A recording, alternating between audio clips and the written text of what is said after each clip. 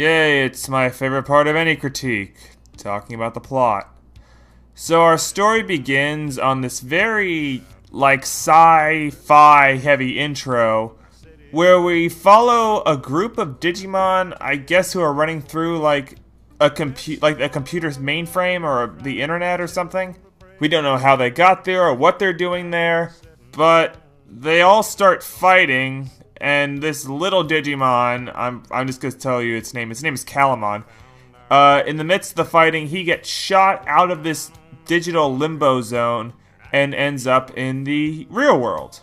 We also get our first taste of cold-blooded murder to set a tone.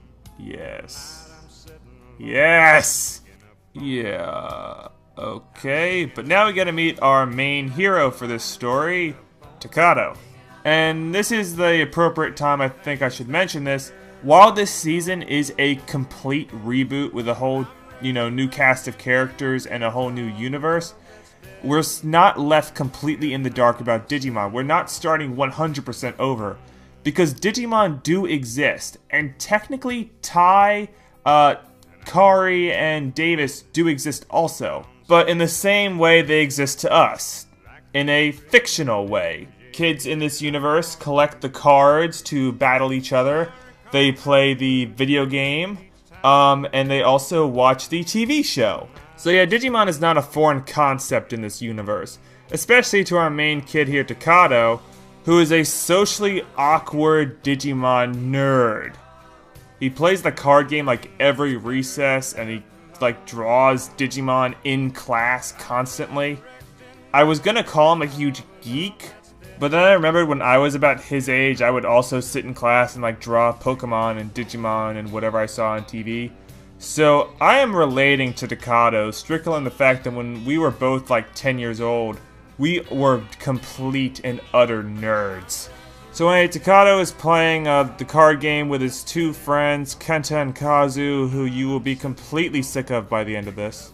So they're late for class, and then Takato is just a complete spaz, and he drops all of his cards just all over the ground. But he notices a card he's never seen before, this blue one, and he runs it through his little card scanner thing, which causes it to completely malfunction. But he just kind of shrugs it off as nothing too big. So he gets to school and he's late, so he's got to stand outside the classroom. I remember doing that. So he just sits down and starts drawing his fan-made Digimon partner, who he names Guillemon. But then his teacher finds him and he's got to stay after class again, and this is where we meet our other weird, spazzy, nerdy character, Jerry, who's totally not going to be psychologically destroyed by the end of this story. She just kind of has this one scene to establish that she exists and that she likes ventriloquy and is just, overall, just very odd, and may have a thing for Takato. They have a very open-ended relationship at this point. But enough of that, we gotta go meet our villain, I guess, who works inside this building and appears to be a member of the government. You see, this building, it's been used in a lot of establishing shots, and now we get to see what's actually inside. It's all these giant computer monitors. We actually got to see that this was the computer that was monitoring Calamon when he was running through the mainframe or whatever it was. They don't do a lot. They just mention that there is a big thing coming through that cyberplane into our world. And they also act pretty ominous and spooky. Anyway, we cut back to Takato, who's going to collect his cards while the whole city's going through a freak storm and electronic malfunction.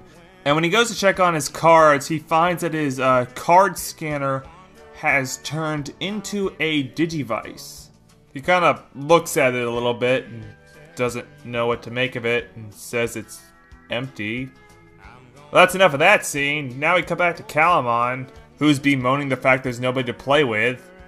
I only mention this because sadly this is the setup and main focus of quite a few episodes, and the driving force of his character. So Takato runs home, says hi to his mom and dad. Hi, Mom and Dad. He puts his Digivice down, and it starts scanning the pages of his little notebook with his fan-made Digimon character. And Takato pretty much pieces together that he is a well, is going to be a Digimon Tamer. He goes to bed with his Digi-Egg and his Digivice, and he dreams of Rika. We've all been there, haven't we, buddy? And I'm not sure if this is a dream, or if it's a vision, or if he's actually seeing this, because he doesn't know who Rika is. She's never been seen before, but he's just randomly dreaming about her, and watching her fight. I don't know, I felt like this was supposed to set up that Takato may have psychic powers and the ability to see into the future, or just have, like, telepathy or something. But no, this scene is never explained. Takato just randomly dreamed of Rika, even though he's never met her and has no idea who she is.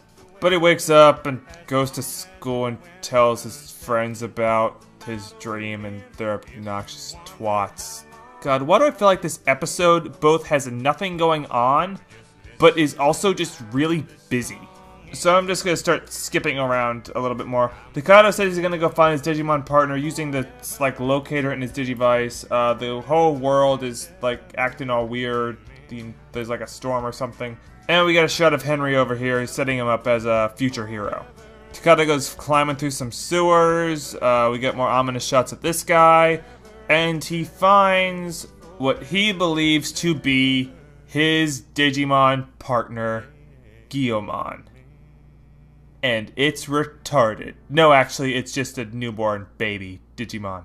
And then the episode ends with, like, Guilmon about to eat Takato. In case you can't tell by this first episode, the beginning of the season moves very slowly. It's trying to be very methodical in the way it establishes its new characters and world. It creates a bit of atmosphere with a lot of its establishing shots, some, like, brooding, dark shots of the evil-ish government building. And also, this is the first episode, and unlike any other season so far, we've only been properly introduced to one main hero. Not even his Digimon partner who just shows up at the end. We haven't been properly introduced to Guilmon yet, but we have been properly introduced to Takato. Rika shows up in a dream, and Henry is, like, off in the distance somewhere. Now, if we compare this to how Adventure in 02 started, by this point, we would have been properly introduced to all of our heroes. They would have already entered the digital world. All the heroes would have been given, like, brief overviews through exposition or something. And we would have met either half or all of the Digimon partners. And we would have also had our big opening, like, first fight scene with our heroes. And, I mean, while there is a fight scene, it's not clear if it's a dream or not.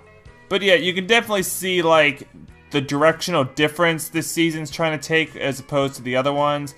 And just the tone it's trying to set. And it turns some people off because they want, like, a faster story. Like, I'll admit, it gets kind of annoying when they're trying to establish things like the kids at school, or, like, its main focus is on a character that you don't like. Yeah, that sucks. And there's quite a bit of that. But I appreciate the slower tone now that I'm older. When I was a kid, I couldn't stand it and gave up on this season, like, after the third episode because there was, like, no fighting. But yeah, now that I'm older, I can definitely appreciate more what they're trying to do. I'm going to try to speed through these next few episodes really quickly because the next few episodes aren't necessarily too focused on setting up the plot or doing anything too plot related. It's mainly trying to just set up the rest of the characters and the rest of the Digimon partners and all that stuff. And I'll talk a little bit about that, but I'm trying to save a lot of those, like, moments and scenes and things like that for when I talk about the characters individually. Okay, but for now, we do speedy time. Okay, so Guilmon does not eat Takato. Instead, they do kind of become friends. Takato takes Guilmon home, and Guilmon, just kind of being a newborn, wrecks some stuff. Takato can't really control him, but he puts on some goggles, because he thinks that if he puts on goggles, that will immediately put him, like, on the same level as Davis and Tai in terms of being a hero. But he decides to hide Guilmon while he goes to school, but Guilmon follows him to school and he loses Guilmon. And we finally get to meet Henry, like, officially. And Henry's talking about how he knows Takato has like a Digimon, and then we learn that Henry has Terriermon as a Digimon partner, and Terriermon is just the most adorable thing ever. But it also starts making fun of Takato for losing his Digimon, which causes Takato to get really sad and start crying and run away.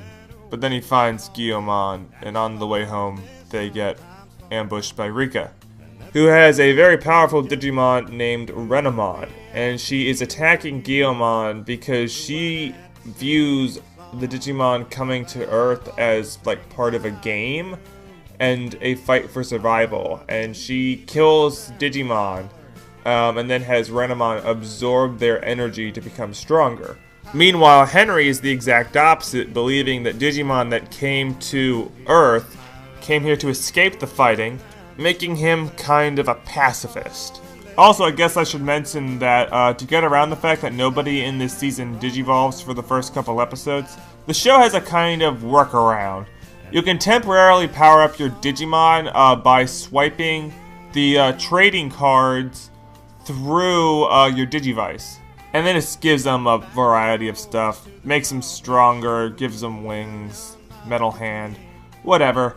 But this easily makes Digimon Tamers probably the most commercial Digimon season out so far. And it is explained later, like, why this works exactly. And I can tell you right now, it's not that bad. You know, when you compare it to things such as, like, Beyblades, which was, oh, the spirit of this dragon is trapped inside this top.